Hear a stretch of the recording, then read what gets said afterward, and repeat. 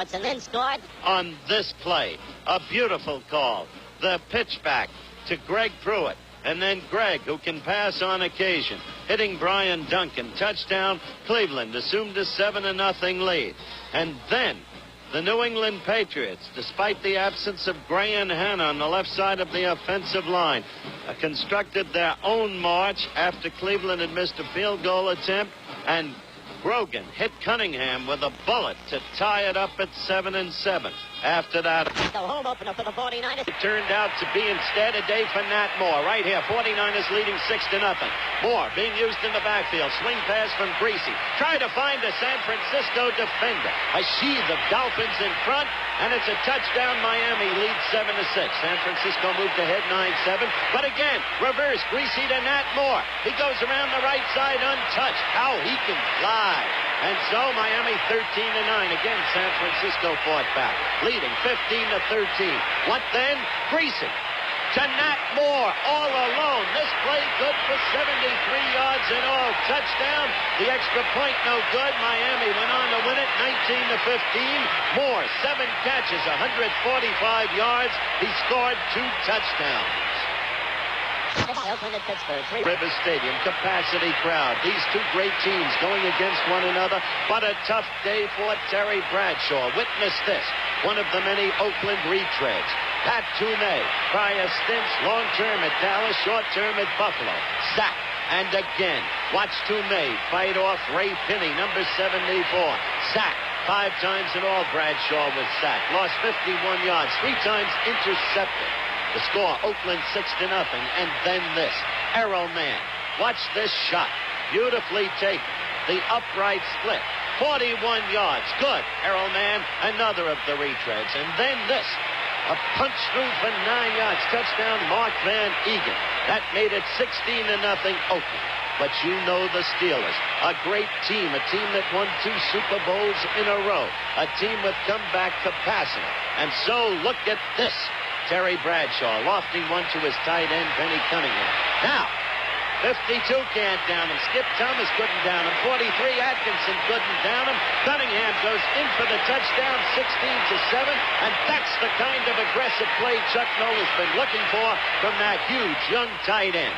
Pittsburgh continuing to try to come back. 2:30 left in the game.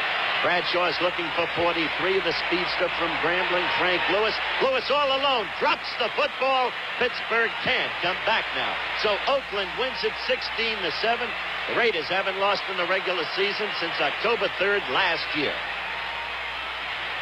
Stadium in Denver, Colorado. Buffalo had to go against perhaps the best defensive team in all of football. It's the second quarter. Denver leading 3-0. Watch this.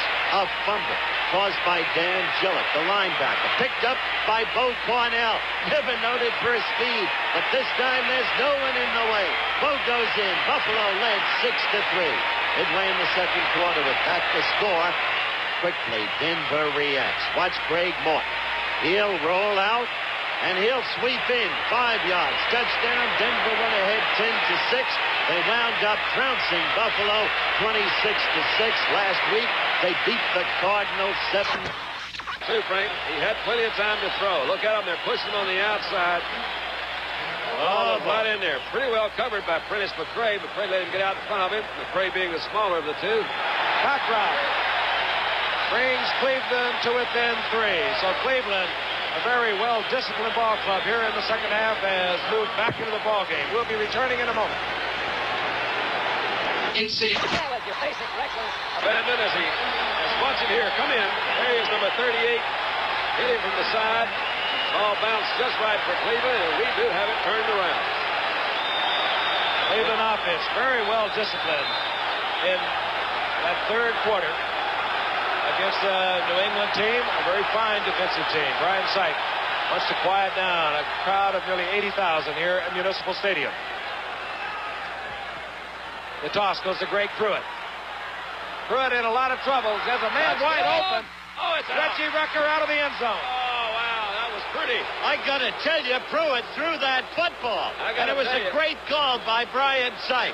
This is a self-possessed quarterback, Dandy. Self-possessed is that's good. Second down and 10. Boy, he did that nice. He made it look like the run. Secondary comes up. You throw it over them. Sipe draws a crowd. Goes out to Miller. Miller's all alone. No friends out there with him. He gets a couple. And 7. Ball at the 22-yard line. Ryan's in trouble. And he gets it off. Yes, sir. Greg Pruitt. Pruitt again. Just about a yard gained on. It'll be 4th down, and Brian Sipe is hurt. Sipe is hurt. That was just a touch dangerous. And he is hurt bad. That throw. He was under such enormous pressure. I hope he's not hurt badly, Frank. That was Rod Schote, number 56, that made the Yards with a 26-yard touchdown pass. Don Cockcroft, 37-yard field goal attempt. This would tie it up. He ties it up. It's all tied. Cleveland, roaring back here in the 3rd quarter, has tied the New England Patriots at 17, and will be returning in just a moment. Combination of a fine New England Team, really extraordinary. Look at this, Don. Well, there was a kind of a cross-action play. You saw him follow Bob Jackson, his left guard, right guard. He made that move. This is the game-breaker kind of back that every team loves to have. The guy that when he gets past that line of scrimmage into the secondary, you know has the chance of going all the way. It's going to be 3rd down and about 3. Don't forget, Saturday, college football. Number 1 ranked Michigan will host number 6 ranked Texas A&M.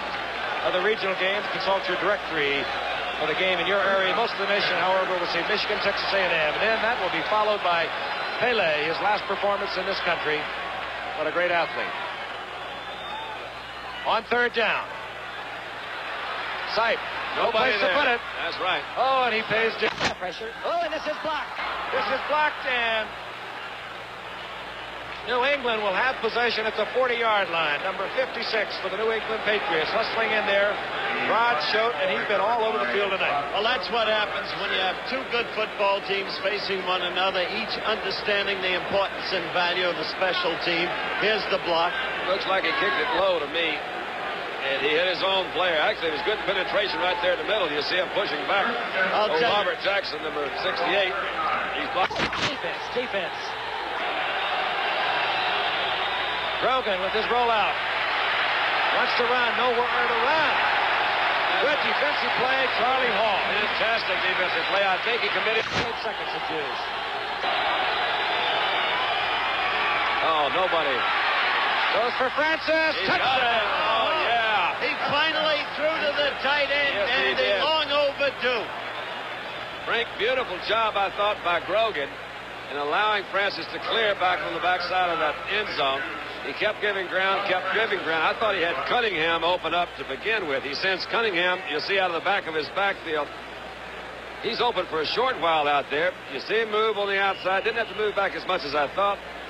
Again, that ball was thrown well. You see 3 defensive players between Grogan and the tight end.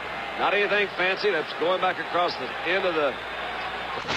John Smith for the conversion. New England back out in front.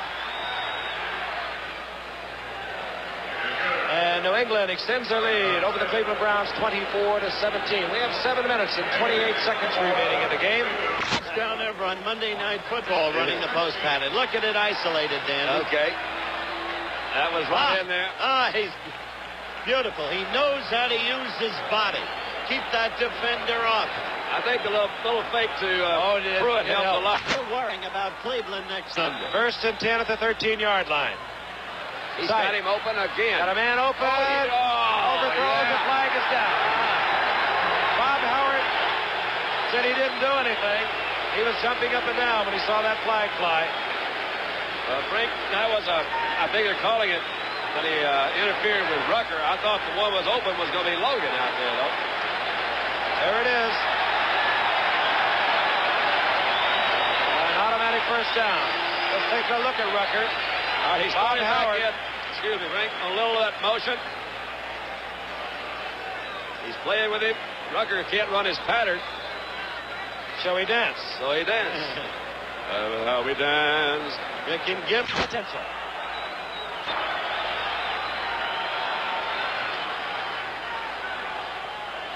Sipe. Look out.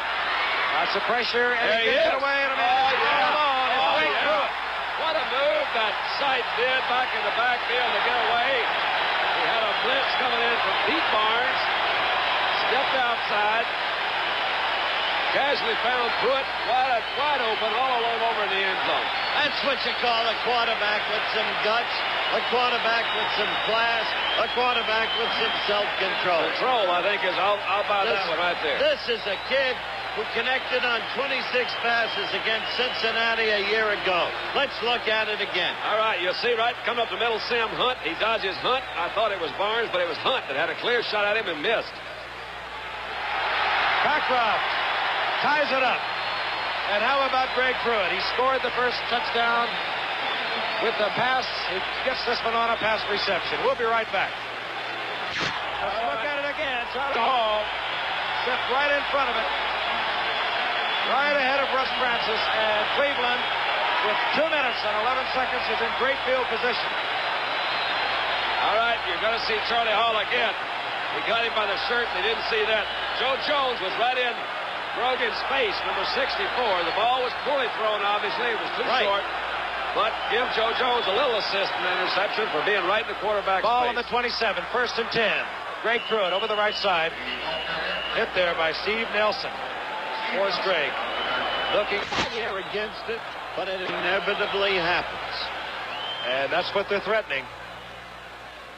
Pruitt up the middle and moving across the 20. It's going to be 3rd down and 2. Folks, you got to admit, you couldn't find a more exciting player in football to watch than little Greg Pruitt, number 34, out of Oklahoma.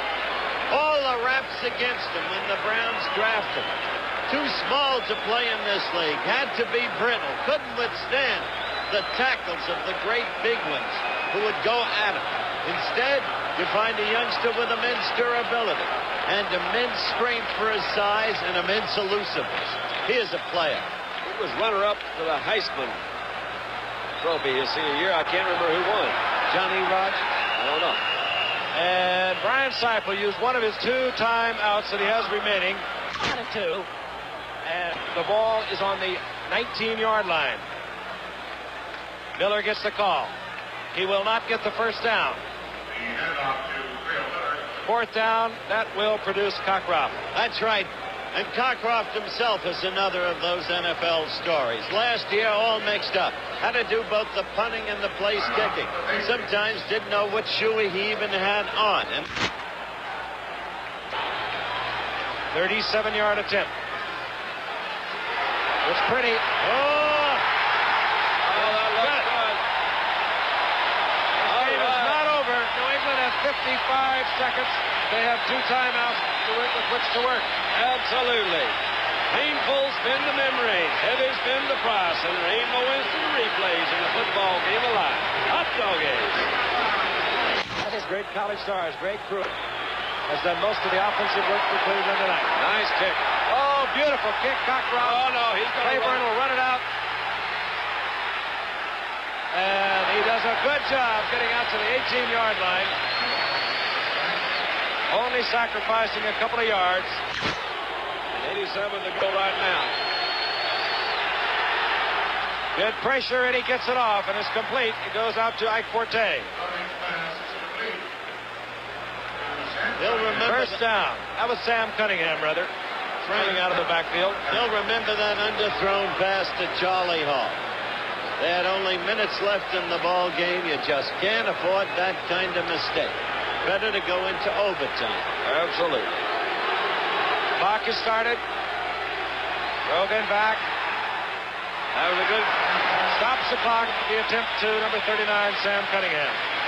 That was good pressure by Earl Edwards coming up the middle there. Number 66. He was looking at him right in the face. These guys seem to think they know something, don't they? Cockcroft's in there. Seconds. 2nd down and 10.